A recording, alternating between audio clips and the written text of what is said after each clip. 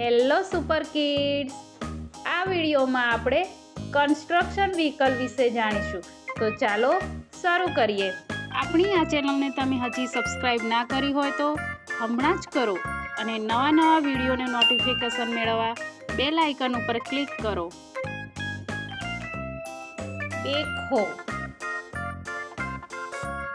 બેકહોનો ઉપયોગ મોટાભાગે જમીન ખોદવા તેમજ લેવલિંગ કરવા માટે થાય છે.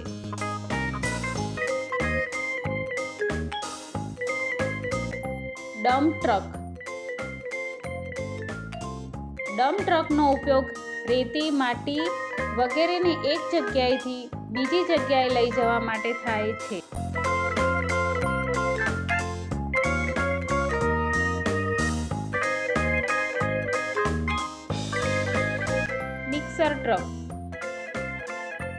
મિક્સર ટ્રકનો ઉપયોગ કોન્ક્રીટ, સિમેન્ટ મિક્સ કરવા માટે થાય છે.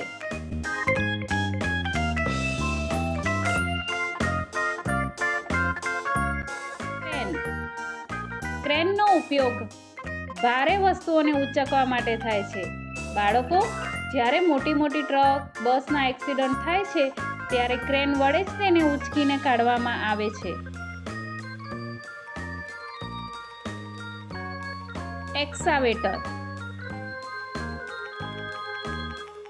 એક્સાવેટરનો ઉપયોગ મોટાભાગે જમીન ખોદવા તેમજ રેતી ભરવા માટે થાય છે.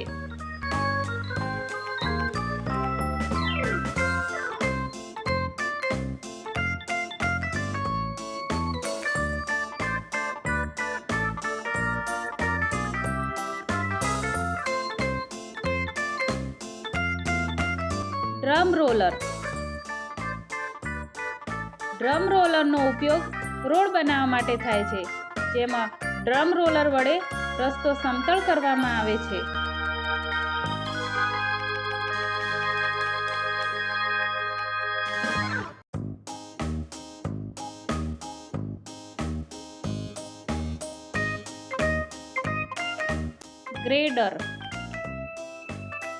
ગ્રેડરનો ઉપયોગ જમીન સમતળ કરવા માટે થાય છે.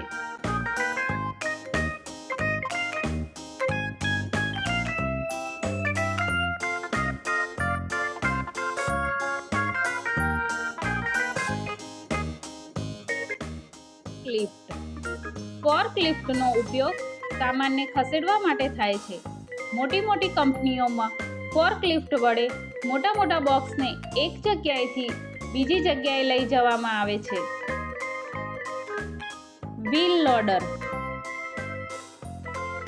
વ્હીલ લોડરનો ઉપયોગ રેતી, કપચી, માટી વગેરેને ખસેડવા માટે થાય છે.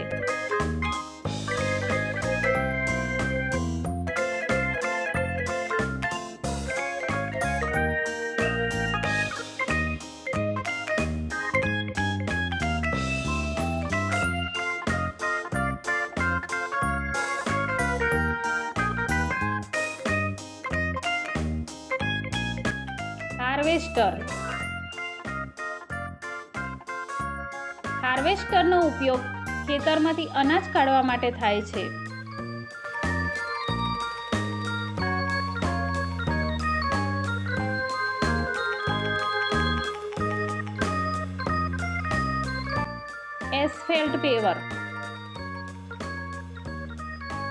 એસ્ફેલ્ટ પેવરનો ઉપયોગ ડામર રોડ બનાવવા માટે થાય છે.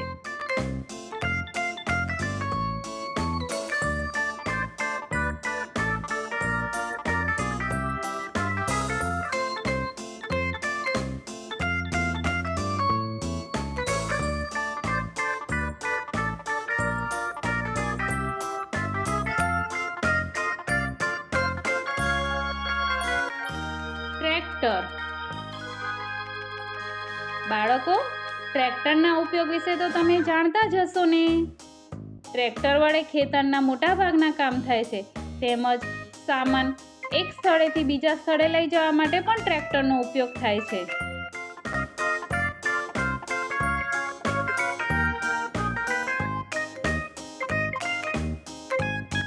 સ્કીડ સ્ટીર લોડર, તેનો ઉપયોગ નાના ખોદકામ તેમજ જમીન સમતળ કરવા માટે થાય છે.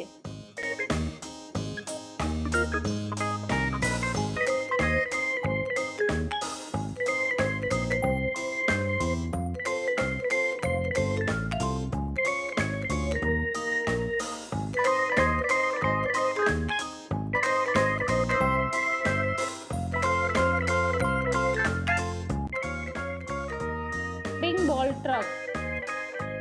તેનો ઉપયોગ મોટી મોટી ઇમારતો જ્યારે તોડવાની હોય ત્યારે તેના ઉપયોગથી તોડી શકાય છે.